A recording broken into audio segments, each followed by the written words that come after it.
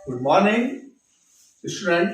मैं तंजीम सर आज एक बार फिर अपने YouTube चैनल के माध्यम से मैंने अपनी पिछली वीडियो में आपको भौतिक विज्ञान और इंटरमीडिएट के दूसरे विषयों में 90+ % बनाने के तरीके को समझाया था।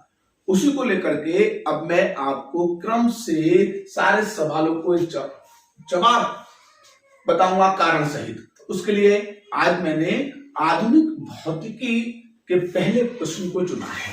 तो आज हम प्रकाश वैद्युत प्रभाव पर बात करेंगे। प्रकाश वैद्युत प्रभाव, फोटो इलेक्ट्रिक इफेक्ट। और प्रकाश वैद्युत प्रभाव में हम सीधे पहुंचते हैं प्लांक की परिकल्पना। प्लांक की परिकल्पना वैज्ञानिक है प्लांक की परिकल्पना। तो इनकी थीसिस क्या है और इन्होंने अपनी परिकल्पना किस पर की? तो प्लांक की परिकल्पना जो है वो क्वांटम सिद्धांत या फोटॉन सिद्धांत है। तो प्लांक की परिकल्पना आपकी क्या है?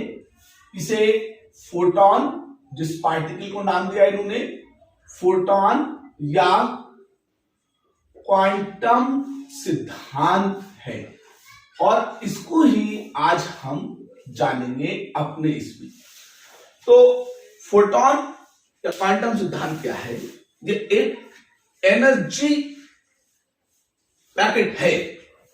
होता क्या है, जैसे हम किसी समारोह में हो या कोई एक बड़ी फैक्ट्री है जो किसी फूड प्रोडक्ट को बनाती है, तो अब वहां जैसे ग्लूकोज बिस्किट की फैक्ट्री है, तो ये ग्लूकोज बिस्कुट को बनाएगी।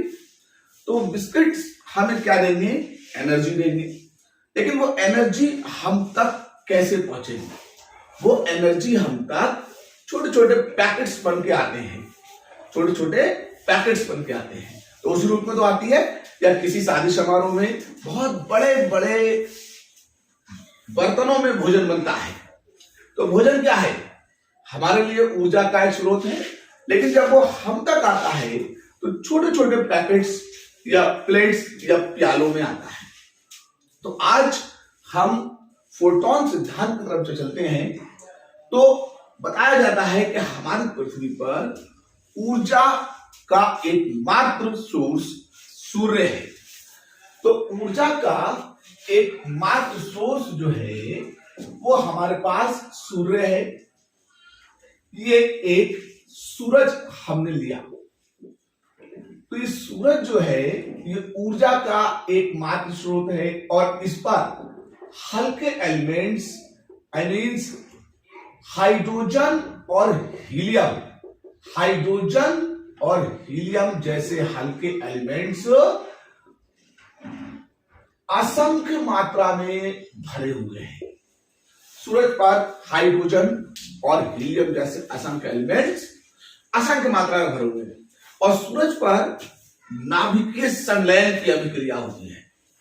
और नाभिकीय संलयन की अभिक्रिया में जो ऊर्जा मुक्त होती है वो ऊर्जा प्लांक ने बताया छोटे छोटे पैकेट्स और बंडलों के रूप में संचरित होती है। छोटे छोटे पैकेट्स और बंडलों के रूप में संचरित होती है।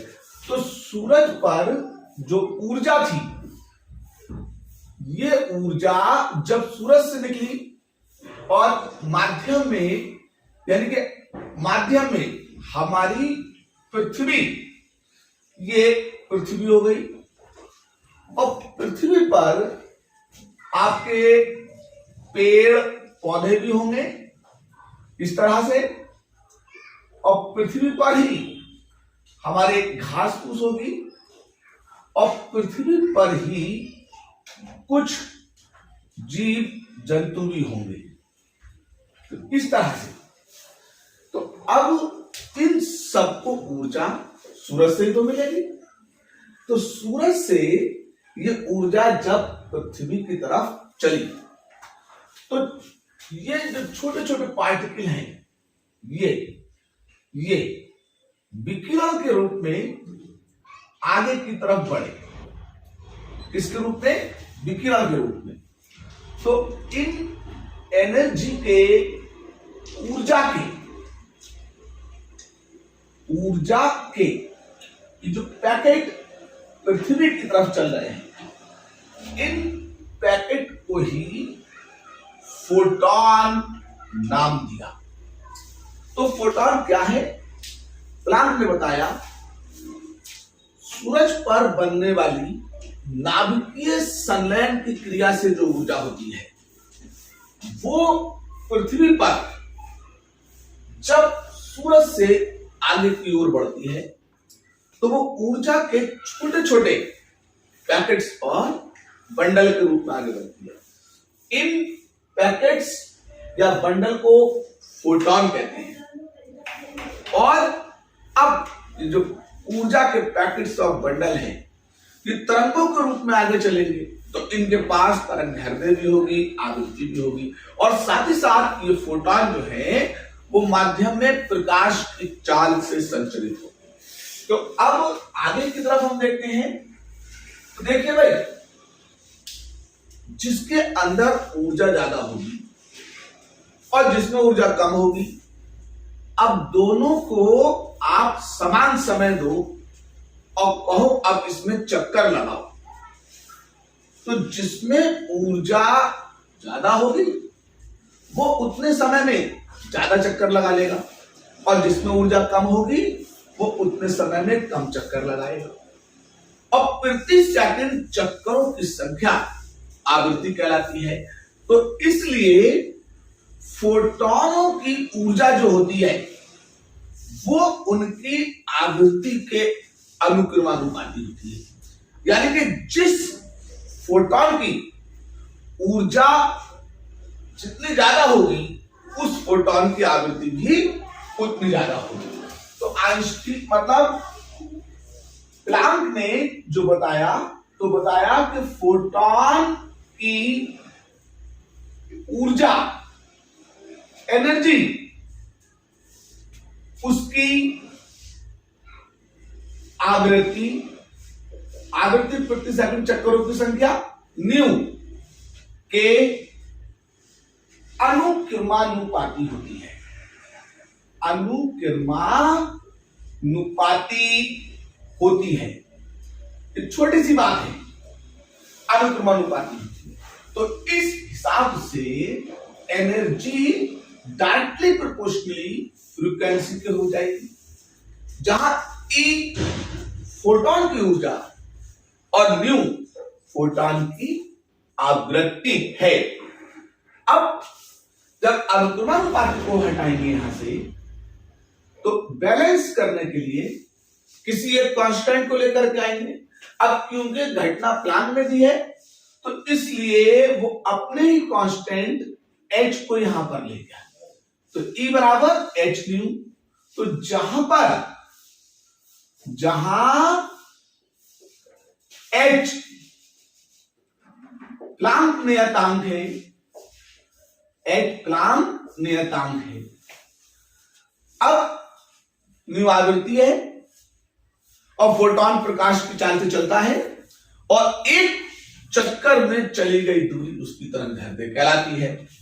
तो इसका मतलब अगर हम आगे बढ़े तो हमारे पास चाल बराबर आवृत्ति गुणा तरंगदैर्घ्य एक समीकरण होता है। इसमें फोटॉन की चाल क्या है? प्रकाश की चाल। फोटॉन की आवृत्ति क्या है? न्यू। और फोटॉन की तरंगदैर्घ्य क्या है? लैम्डा। तो अगर हम यहां से देखते हैं तो न्यू बराबर सी के अपॉन में लैम्डा आ जाएगा। तब फोटॉन की आप ऊर्जा की बात करेंगे तो E बराबर एच सी अपॉन में लैम्डा आ जाएगा। ये फोटॉन की ऊर्जा है। अब इस ऊर्जा की इकाई जूल लिखी जाएगी।